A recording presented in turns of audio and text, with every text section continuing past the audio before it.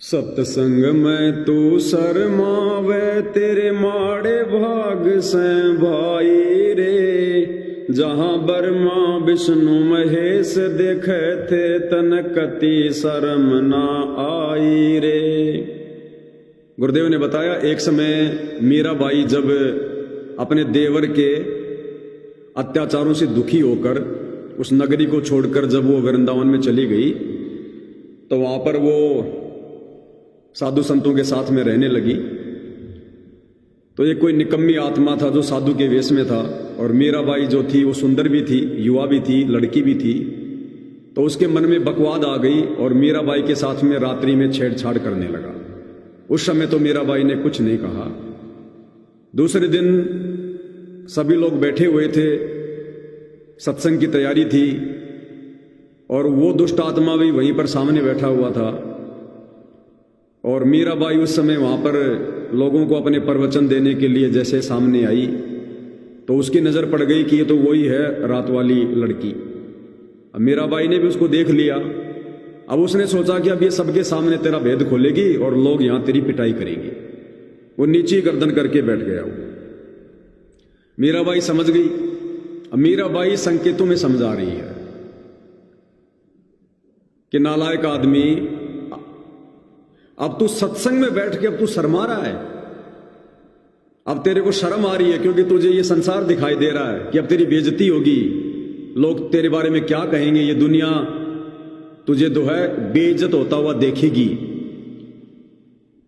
इन सांसारिक लोगों के सामने अपनी बेइज्जती होता देखकर तू शर्मा रहा है। और नालायक, जिस समय तू मेरे साथ में बदतमीजी करने का कुप्रयास कर रहा था उस समय तेरे शरीर के अंदर इन कमलों में ये परमात्मा विराजमान था, ये ब्रह्मा विष्णु महेश विराजमान थे। अरे वो भी तो देख रहे थे जो हरकत तू कर रहा था, जो कुकर्म तू करने जा रहा था। तेरे शरीर में विराजमान परमात्मा भी तो देख रहा था। तुझे उस भगवान से शर्म नहीं आई? सत्संग में तू शर्मावे तेरे माड़े भाग से भाई रे। जहां ब्रह्मा विष्णु महेश देखे थे तन कति शर्म ना आई रे। मूल कमल में गणेश का वासा या सतगुरु ने समझाई रे। स्वाद चक्र में ब्रह्मा रहते संग सावित्री माई रे।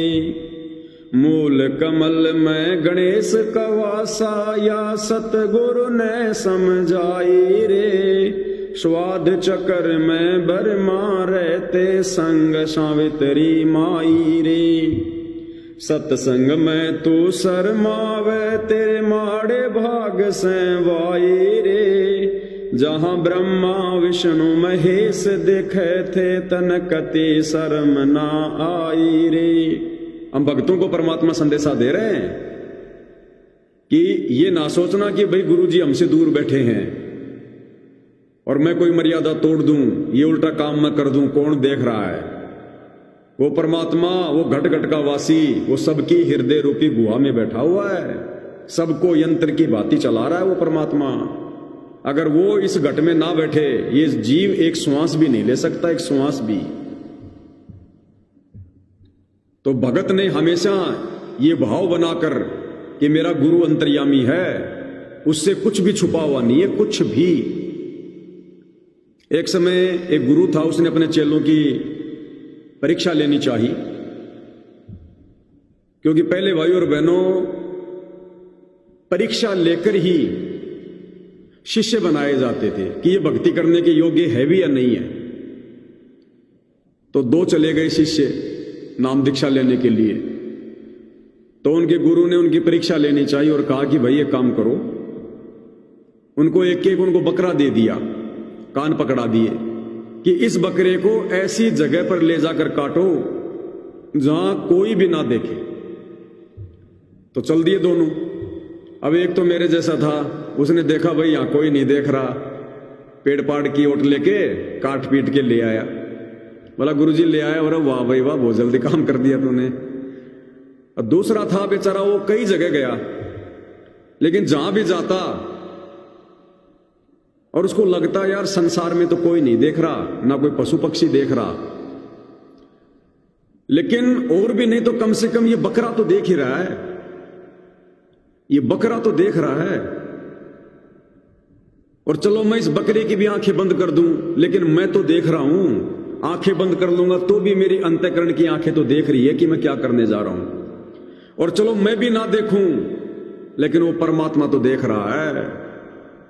उस परमात्मा से कौन कैसे छुपाएगा, जिसका सीसीटीवी कैमरा अंधेरे में भी काम करता है, बिना लाइट के काम करता है, गहरी से गहरी जगह में काम करता है। उससे कैसे छुपाऊंगा। बेचारा वापस ही आ गया बकरा लेके। गुरुजी ने कहा तुझे चेला नहीं बनना क्या, एक छोटा सा काम दिया था वो भी नहीं कर पाया, क्यों नहीं काटा।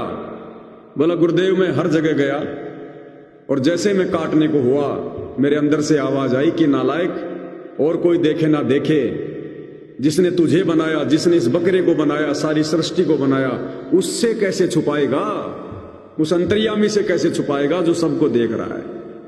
तो गुरुदेव ने फिर उसको अपना शिष्य बनाया।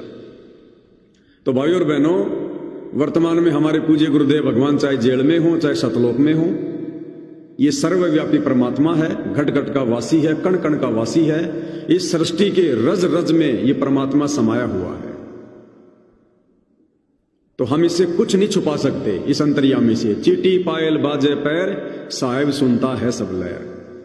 इसलिए भगत ने हमेशा डर कर ये भाव बनाकर, देखो ये जो गले में लॉकेट पहनते हैं, सात संगत वाले भाई बहन तो नहीं पहनते, लेकिन जो नाम दीक्षा लेता है, शुरुआत में लॉकेट हमने भी पहने थे, आज भी बहुत सारे भाई बहन गले में लॉकेट पहनते हैं, जिसको भी अपना इष्ट मानते हैं।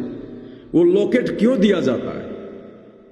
वो लॉकेट इसलिए दिया जाता है कि हमेशा हमें यह ध्यान रहे कि मेरे ऊपर मेरे गुरु की नजर है, मेरे ऊपर मेरे गुरु की नजर है, मेरे गुरु मेरे सबसे नजदीक है, मेरा गुरु पल पल देख रहा है। कोई भी नियम या मर्यादा तोड़ने से पहले उसे याद आ जाए कि तेरा गुरु तेरे साथ में है। तेरे हृदय से चिपका हुआ लॉकेट तेरा गुरु है, यहां हृदय में है। अगर तू इसे गुरु मानता है तो भगत को थोड़ा भय रहे, गलत काम करने से बचे। लेकिन 99% भगत तो केवल दिखावे के लिए पहनते हैं। कई भगत तो यहां लगा लेंगे, उसको गांठ मार देंगे टाइट, यहां दिखाई देगा लॉकेट, दूसरों को दिखाने के लिए। अरे वो दिखाने के लिए नहीं पहना जाता, वो इस बात को याद करने के लिए पहना जाता है कि कोई भी मर्यादा तोड़ने से पहले मुझे ध्यान रहे कि तेरा गुरु तेरे साथ में है। खाली ये फोटो नहीं है, तेरा गुरु तेरे साथ में है। तुझे याद दिलाने के लिए कि कोई है तेरे साथ में जो तुझे पल पल देख रहा है, तेरी हर हरकत के ऊपर उसकी नजर है, तेरी सोच को भी वो जानता है। नाभि कमल में विष्णु विशंबर, जाकी तीन लोक ठुकराई रे। वहीं लक्ष्मी माँ देखे थी तन जो जो कुबद कमाई रे। नाभि कमल में विष्णु विशंबर, जाकी तीन लोक ठुकराई रे। वहीं लक्ष्मी माँ देखे थी तन जो जो कुबद कमाई रे। सत्संग में तू शर्मावे, तेरे माड़े भाग से भाई रे। जहां ब्रह्मा विष्णु महेश दिखे थे तन कति शर्म ना आई रे। हृदय कमल में महादेव देवा, जिन अटल समाधि लाई रे। वही पार्वती माँ देखे थी तन के सोची अन्यायी रे। हृदय कमल में महादेव देवा, जिन अटल समाधि लाई रे। वही पार्वती माँ देखे थी तन के सोची अन्यायी रे। कि इन कमलों के अंदर इन देवी देवताओं का वास है, और रियल में इन देवी देवताओं के रूप में कबीर भगवान सतगुरु रामपाल जी बैठे हैं। सत्संग में तू शर्मावे, तेरे माड़े भाग से भाई रे। जहां ब्रह्मा विष्णु महेश दिखे थे तन कति शर्म ना आई रे। कंठ कमल में तोहे बताऊं बसे अविद्या माई रे। कंठ कमल में दुर्गा, कंठ कमल में तोहे बताऊं बसे अविद्या माई रे। त्रिकुटी कमल में सतगुरु कबीर रहते पूर्ण समर्थ साई रे। कंठ कमल में